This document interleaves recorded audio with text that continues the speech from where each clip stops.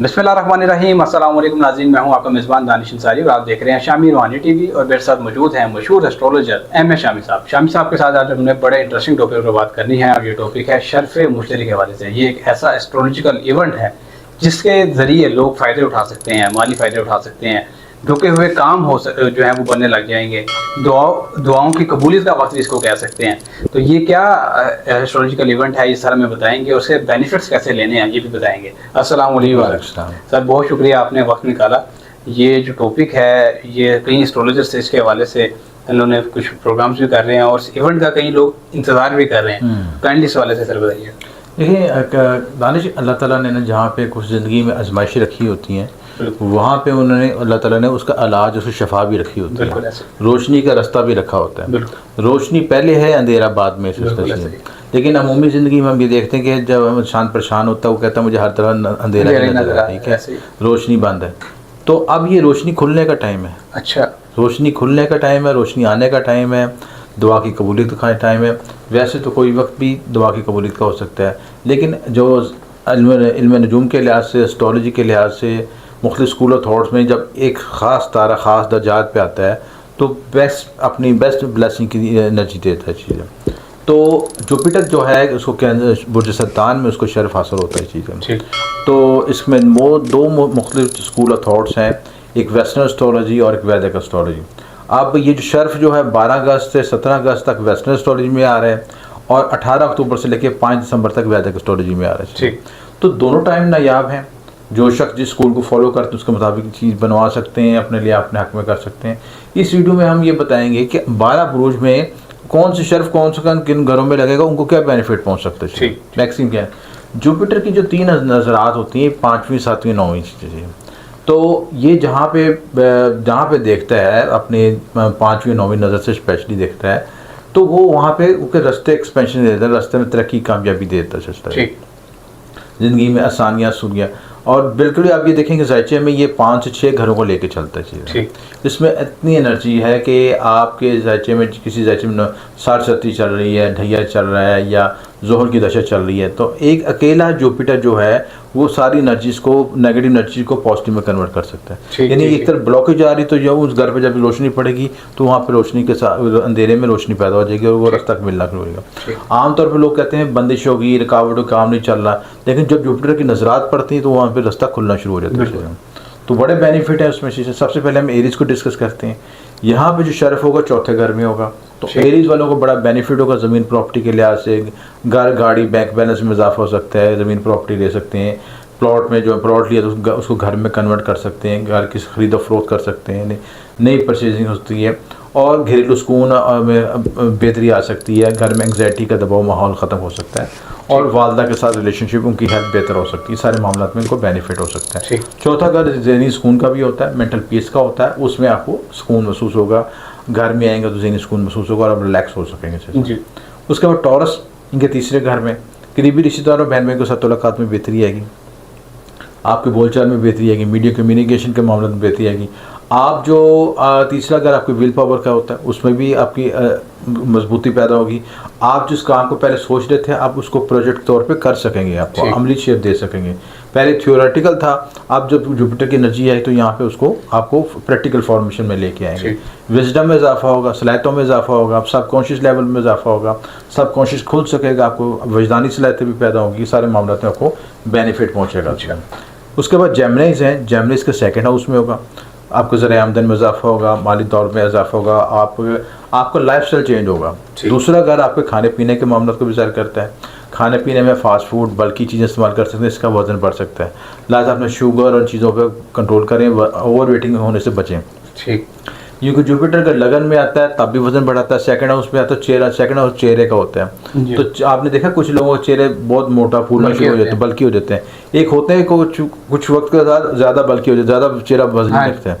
तो जुपिटर की एनर्जी है, जुपिटर के रिस्पेक्ट करें चेहरे वाले घर पे, तो वहाँ पे ऐसी चीज़ें होनी शुरू हो जाती हैं। ठीक है। और जुपिटर के वहाँ पे आने से आप अक्सर लोगों का देखा कि पहले पेट फ्लैट था, वो पेट उनका बढ़ जाता है ऐसे। तो ओवर वेट से बढ़ने उसमें उनका डाइट शेड्यूल भी होता है और बाज़ औक़ात उनका मेटाबॉलिज्म इस तरह हो जाता है कि वो जो है बल्कि होना शुरू हो जाते हैं।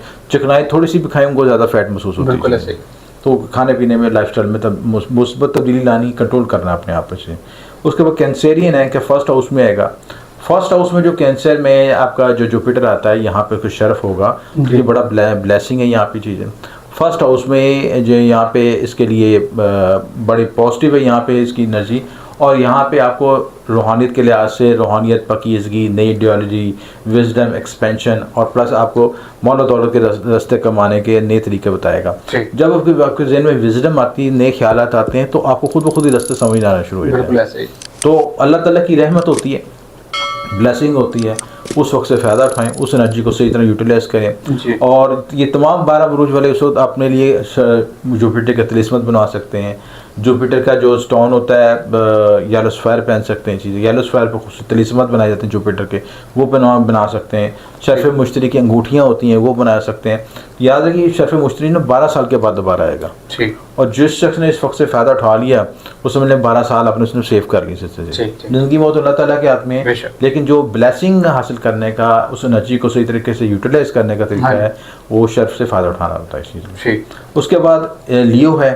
लियो के लिहाज से ये आपके 12th हाउस में आएगा, ठीक है। 12th हाउस में जो लोग लियोस वाले बैरून मुल्क सफ़र करना चाहते हैं, इमिग्रेशन हासिल करना चाहते हैं, उनके लिए बहुत पॉजिटिव साइंस है, और यहाँ पे बेनिफिट रहेगा आपको चीज़ें। प्लस जो आप हेल्थ अस्पताल में थे, किसी बीमारी का शिकार थे, उनके मामले में भी आसानी पैदा हो सकेगी, कानूनी मामले में भी उनको आसानी पैदा हो सकेगी। प्लस जो आपका जुपिटर की जहाँ पे आने से आपको बेनिफिट ये होगा कि आप रूहानियत और मेडिटेशन की तरफ फोकस हो सकेंगे, क्योंकि बार-बार अगर रूहानियत मेडिटेशन का भी होता है, इन चीज़ों की तरफ भी मराकबा, मेडिटेशन या उलूम खुफिया, इस तरह के किसी भी शोबे में, या कुछ नहीं तो वज़ाइफ तस्मीर शुरू कर देंगे इस तरफ आपका रुझान बढ़ जाएगा।